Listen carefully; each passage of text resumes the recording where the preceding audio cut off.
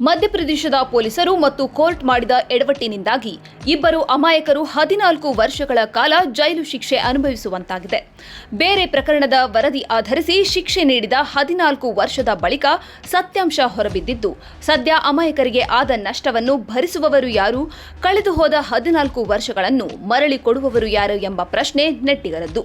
ಮಧ್ಯಪ್ರದೇಶದ ದಾಮೋಹ ಜಿಲ್ಲೆಯ ತುಳಸಿರಾಮ್ ರಾಜ್ಪಾಲ್ ಹಾಗೂ ಹರ್ ಪ್ರಸಾದ್ ಎಂಬ ಇಬ್ಬರು ವ್ಯಕ್ತಿಗಳು ಕೊಲೆ ಪ್ರಕರಣ ಒಂದರಲ್ಲಿ 14 ವರ್ಷಗಳ ಕಾಲ ಜೈಲು ಶಿಕ್ಷೆ ಅನುಭವಿಸಿದ ನಂತರ ಮಧ್ಯಪ್ರದೇಶ ಹೈಕೋರ್ಟ್ ಅವರನ್ನು ನಿರ್ದೋಷಿಗಳೆಂದು ಖುಲಾಸೆಗೊಳಿಸಿದೆ. ವಿಚಾರಣಾ ನ್ಯಾಯಾಲಯವು ಆಧಾರವಾಗಿಟ್ಟುಕೊಂಡ ವಿಧಿವಿಜ್ಞಾನ ಪ್ರಯೋಗಾಲಯದ ವರದಿಯು ಸಂಪೂರ್ಣವಾಗಿ ಮತ್ತೊಂದು ಪ್ರಕರಣಕ್ಕೆ ಸಂಬಂಧಿಸಿದ್ದು ಎಂಬುದು ತಿಳಿದುಬಂದ ಹಿನ್ನೆಲೆಯಲ್ಲಿ ಹೈಕೋರ್ಟ್ ಈ ಆದೇಶ ನೀಡಿದೆ. ಏನಿದು ಪ್ರಕರಣ? ಎಡವಟ್ಟು ಆಗಿದ್ದು ಎಲ್ಲಿ?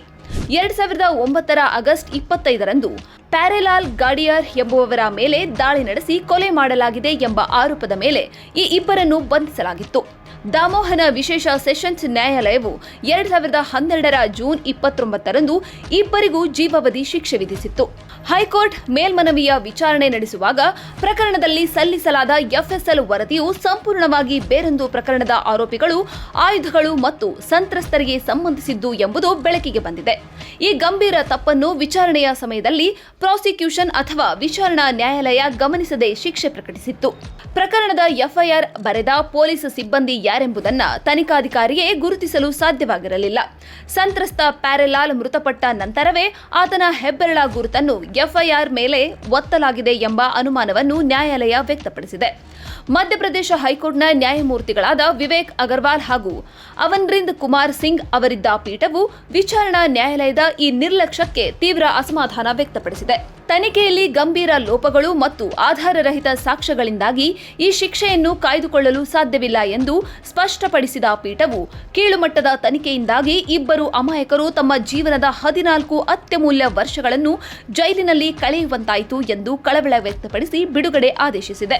ಹೀಗೆಯೇ ವಿದ್ಯಾರ್ಥಿ ನಾಯಕರಾದ ಉಮರ್ ಖಾಲಿದ್, ಶರ್ಜಿಲ್ ಇಮಾಮ್ ಸೇರಿದಂತೆ ಹಲವು ಸಾಮಾಜಿಕ ಕಾರ್ಯಕರ್ತರು ಮತ್ತು ಇತರೆ ವಿಚಾರಣಾಧೀನ ಕೈದಿಗಳು ಸುದೀರ್ಘ ಕಾಲ ಜೈಲಿನಲ್ಲಿ ಕಾಲ ಕಳೆಯುತ್ತಿರುವ ವಿಷಯವು ಪ್ರಸ್ತುತ ದೇಶದಲ್ಲಿ ವ್ಯಾಪಕ ಚರ್ಚೆಗೆ ಗ್ರಾಸವಾಗಿದೆ.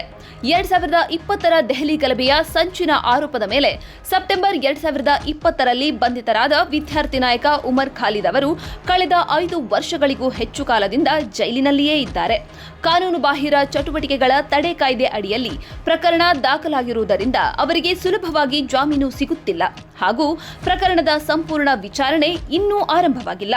ಹಾಗೆಯೇ ಭೀಮಾ ಕೋರೆಗಾಂವ್ ಪ್ರಕರಣದಲ್ಲಿ ಬಂಧಿತರಾದ ಪ್ರೊಫೆಸರ್ ಸಾಯಿಬಾಬಾ ಅವರಂತವರು ಹಲವು ವರ್ಷಗಳ ಜೈಲುವಾಸದ ನಂತರ ನಿರ್ದೋಷಿ ಎಂದು ಖುಲಾಸೆಯಾಗಿದ್ದರು.